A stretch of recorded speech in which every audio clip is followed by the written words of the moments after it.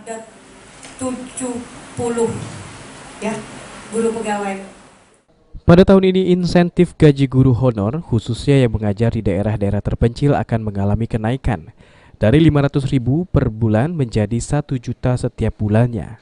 Dana tersebut telah dianggarkan melalui APBD dan SK Wali Kota Palembang.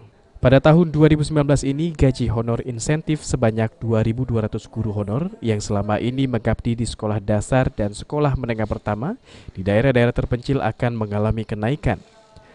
Kepala Bidang Dinas Pendidikan Kota Palembang, Herman Wijaya mengungkap, memang pada tahun ini insentif gaji guru honor akan mengalami kenaikan. Yang sebelumnya guru honor hanya menerima gaji 500.000 per bulan, akan menaik menjadi 500.000 menjadi 1 juta per bulannya. Namun kenaikan insentif gaji guru honor tersebut khususnya untuk guru honor yang mengajar di daerah-daerah terpencil.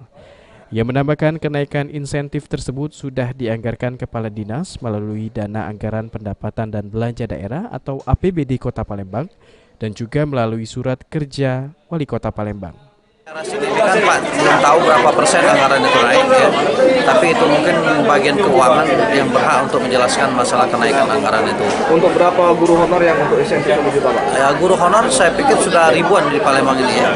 Tapi kan tidak semua guru honor mendapat tunjangan, tetapi guru honor yang berada di pinggiran-pinggiran, yang pinggiran-pinggiran dulu. Untuk per bulan sekarang melalui APBD akan dinaikkan oleh Kepala Dinas melalui SK Wali Kota 1 juta satu bulan.